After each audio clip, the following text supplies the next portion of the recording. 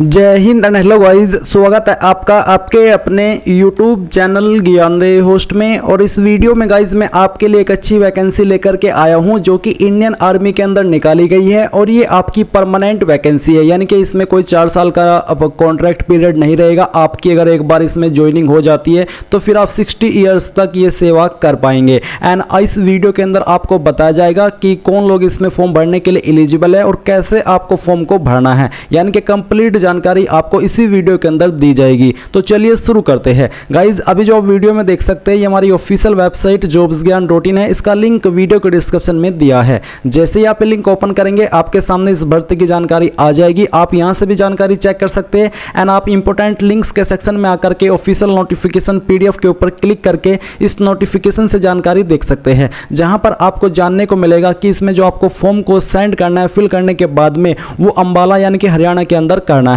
और यहीं पर जो आपका सिलेक्शन प्रोसेस है वो किया जाएगा। कैंडिडेट इसमें ऑल इंडिया से अप्लाई कर सकते हैं। कौन सी पोस्ट के लिए कितनी वैकेंसी है वो आप यहां पर चेक कर सकते हैं, जैसे कि steno grade 2, LDC, fireman, messenger, range चौकीदार, मजदूर, गार्डनर, सफाई वाला, कुक, इनके लिए ये वैकेंसी निकाली गई है। LDC और स्टेनो पर अप्लाई करने के लिए 12वीं पास की योग्यता, और जो आपके यहाँ पर बाकी की पोस्ट है इन पर अप्लाई करने के लिए आपसे 10वीं पास की योग्यता मांगी है।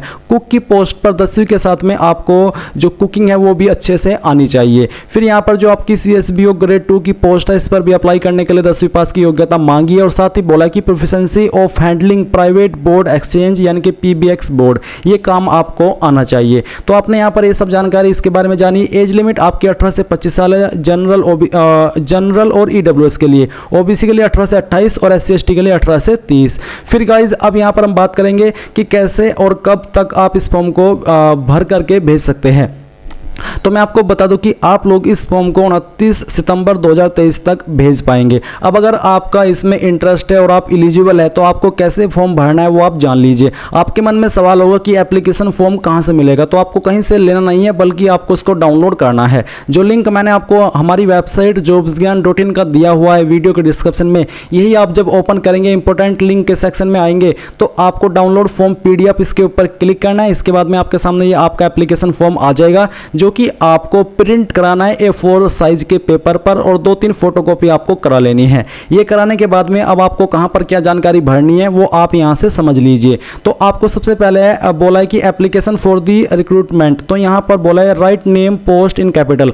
आप जिस भी पोस्ट पर अप्लाई कर रहे हैं उसी पोस्ट का नाम आपको यहां पर अंग्रेजी के बड़े अक्षरों के अंदर लिखना है। पोस्ट नेम आपके ये सब है जो कि यहां पर आपको दिए गए हैं। इसके बाद में यहां पर आता है रेफरेंस न्यूज़पेपर। तो रेफरेंस न्यूज़पेपर क्या है, तो रेफरेंस न्यूज़पेपर मैं आपको बताता हूं। तो गाइस रेफरेंस न्यूज़पेपर के अंदर आप क्या लिखेंगे वो जान लीजिए। तो आपको यहां पर 02-08 सितंबर और 2023 ये चीज आपको यहां पर रेफरेंस न्यूज़पेपर के सामने लिखनी है। फिर जो आपका एडवर्टाइजमेंट नंबर है वो क्या है वो भी आपको यहां पर देख लेना है। आप यहां पर ऑफिशियल नोटिफिकेशन में आएंगे तो आपका एडवर्टाइजमेंट नोटिस नंबर है 1152/2/CRA। तो ये आपको यहां पर ये चीज लिखनी है। और इसके बाद में आता है डेटेड, तो आप यहां पर डेटेड लिख दीजिए, इसमें 8 सितंबर 2023। इसके बाद में गाइज आपको post applied for fill only 1 post, आप एक ही पोस्ट पर अप्लाई कर सकते हैं। आपको यहां पर जिस पोस्ट पर अप्लाई कर रहे हैं उस पोस्ट का नाम लिखना है।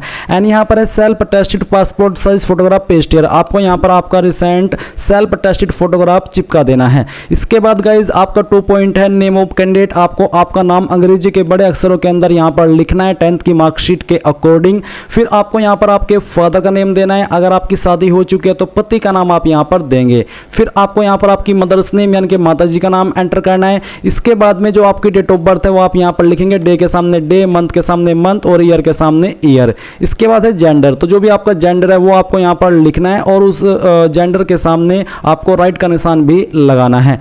Age as on date of prescribed for receipt of application, form को भरने की लास्ट डेट तक आपकी उम्र कितनी होती है, तो आपकी उम्र काउंट करनी है आपको 29 सितंबर 2023 तक। और जो भी उम्र निकल के आएगी काउंट करने के बाद में तो आपको ईयर के सामने ईयर, मंथ के सामने मंथ और डे के सामने डे लिख देना है।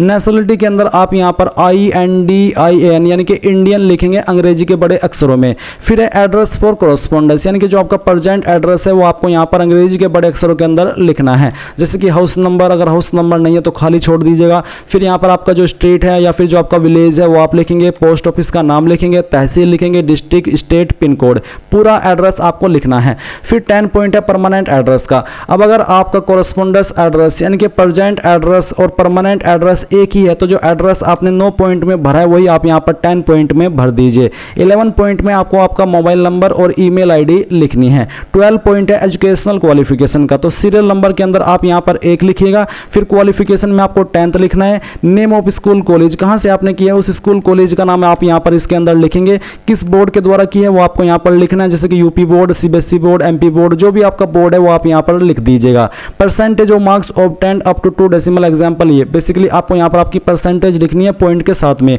यानी कि जो पॉइंट होते हैं वो भी आपको बताना है, जैसे कि 50.60 या फिर 80.95 जो भी है वो आप लिख दीजिएगा।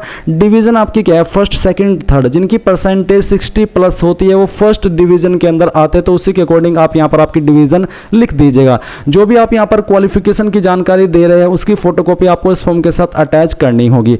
अगर आपने 12वीं की है तो आप यहाँ पर नीचे सीरियल नंबर 2 लिखेंगे, यहाँ पर 12th लिखेंगे, आपके कॉलेज का नाम देंगे, आपके बोर्ड का नाम देंगे, यहाँ पर अपनी परसेंटेज और अपनी डिवीजन लिख देंगे। फिर आता है 13 point category for which applied, आप कौन सी कैटेगरी के लिए अप्लाई कर रहे हो। Please tick 1 and enclose caste certificate on prescribed format. अगर आप ओबीसी, एसटी या फिर एससी से भर रहे हैं तो आपको कास्ट सर्टिफिकेट की फोटोकॉपी इस फॉर्म के साथ अटैच करनी है। तो जो भी आपकी कैटेगरी है उसी के नीचे आपको राइट का निशान लगाना है। इसके बाद में आता है 14 पॉइंट, अगर आप एक्स सर्विसमैन है तो आप ये जानकारी भरेंगे, नहीं तो आपको खाली छोड़ देना है। 15 पॉइंट है कि क्या आप रजिस्टर्ड है एम्प्लॉयमेंट एक्सचेंज यानी कि रोजगार कार्यालय के अंदर, अगर हाँ तो आप यस के ऊपर निशान लगाइए, नहीं तो आपको नो के ऊपर निशान लगाना है। 16 पॉइंट है whether employed in central government service, central government के अंदर आप जॉब करते हैं तो आप यहां पर यस करेंगे, नहीं तो आपको नो करना है। इसके बाद 17 पॉइंट है आपका 18 पॉइंट है डेटेड के अंदर अब आपको आपकी डेट लिखनी है, किस डेट में आपने इस फॉर्म को भरा है या फिर भर रहे हैं। पहले कहां से आप इस फॉर्म को भरे उस जगह का नाम आपको यहां पर लिखना है, बेसिकली अपनी सिटी का नाम आपको यहां पर लिखना होगा।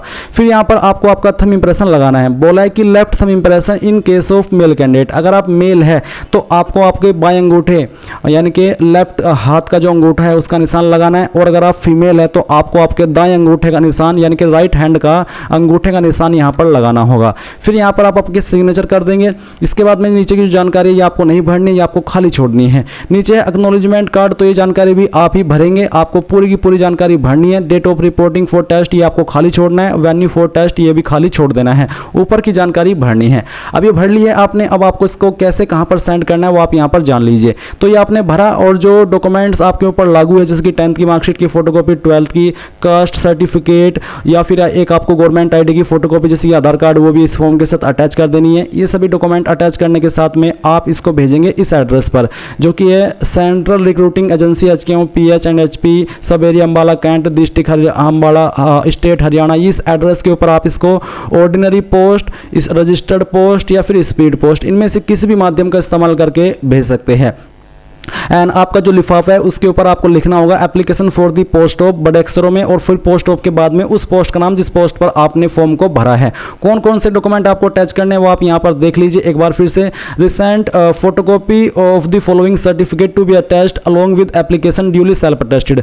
4 आपको रिसेंट पासपोर्ट फोटोग्राफ यहां पर इसके साथ अटैच करने, 1 pasted on the right corner, एक तो आपको उसके ऊपर ही चिपकाना है और एक आपको एक्नॉलेजमेंट कार्ड पर लगाना है, और 2 आपको attached with the application form, ये आपको अलग से भेजने हैं। फिर सेल्फ अटेस्टेड फोटोकॉपीज यहाँ पर एजुकेशनल मार्कशीट, मेडिकल सर्टिफिकेट, इसके अलावा बर्थ सर्टिफिकेट जिसमें कि आप 10th की मार्कशीट का इस्तेमाल भी कर सकते हैं, आपका income and asset certificate, EWS के लिए Aadhaar card and 1 ID proof, residential certificate यानी कि निवास प्रमाण पत्र, एक्सपीरियंस है तो वो सर्टिफिकेट, अंडरटेकिंग फॉर एम्प्लॉयमेंट अगर ये है तो ये सब, तो ये भी डॉक्यूमेंट जो डॉक्यूमेंट की लिस्ट यहाँ पर दी गई है। और साथ ही बोला कि 1 self addressed envelope affixing postal stamp 25 रुपये, एक आपको सेल्फ एड्रेस्ड लिफाफा भेजना जिसके ऊपर आपको 25 रुपये का स्टाम्प लगाना है। Candidates applied for the post of fireman must be send to self addressed, जो फायरमैन पोस्ट के लिए अप्लाई कर रहे हैं उनको यहाँ पर 2 सेल्फ एड्रेस्ड लिफाफे भेजने होंगे जिनके ऊपर 25-25 रुपये के स्टाम्प लगे होने चाहिए।